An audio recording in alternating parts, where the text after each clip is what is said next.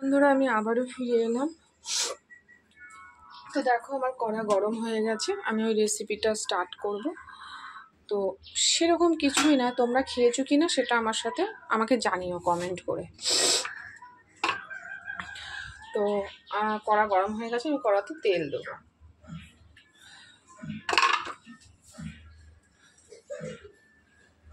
দেখো তেল, জানো তো একটা ভুল হয়ে গেছে, তরকারি করবো অথচ মশলার পেস্টটা বের করতেই ভুলে গেছি। দেখো কেমন শক্ত হয়ে রয়েছে। কি করব বলো, আলুগুলো পটলগুলো ভেজে নিই, তারপরে একটু ওয়েট করব। তো চলো, তেল গরম হয়ে গেছে, আমি পটলটা ভেজে নিই।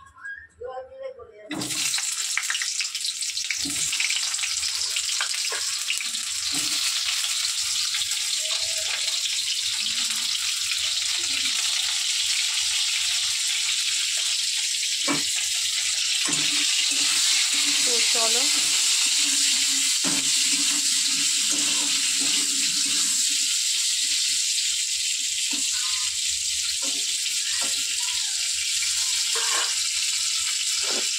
তো পটলটা ভাজা হোক, দেখি আর কি করি, না হলে ঘরটা মুছে নিই, কারণ মশলাটা শক্ত হয়ে রয়েছে, একটু পরে হয়ে যাবে।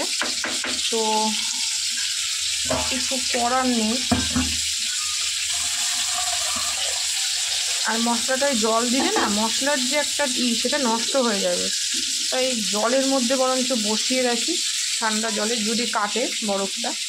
তো চলো, আমি অন্য কাজ বরঞ্চ পটলটা ভাজা হয়ে গেলে, আলুটা ভাজা হয়ে গেলে অন্য কাজটা করে নেবো। তো চলো। তো বন্ধুরা দেখো আমার পটল কিন্তু ভাজা হয়ে গেছে।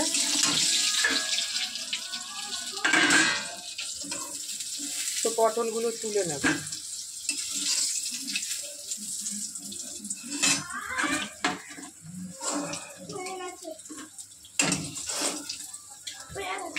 হয়ে গেছে, অন্য করা কর।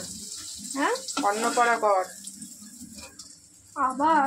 হ্যাঁ, অন্য করা করতে হবে। তো বন্ধুরা দেখো পটলগুলো তুলে নিয়েছি, এবার এই তেলে আলুটা ভেজে নেব।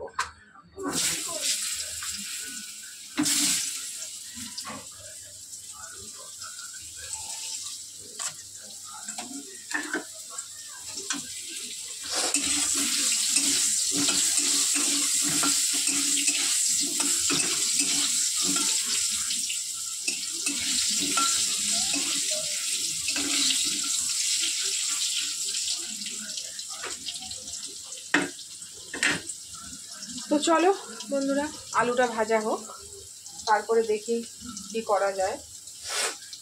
তো চলো আলুটা ভাজা হোক, আবার ফিরে আসছি।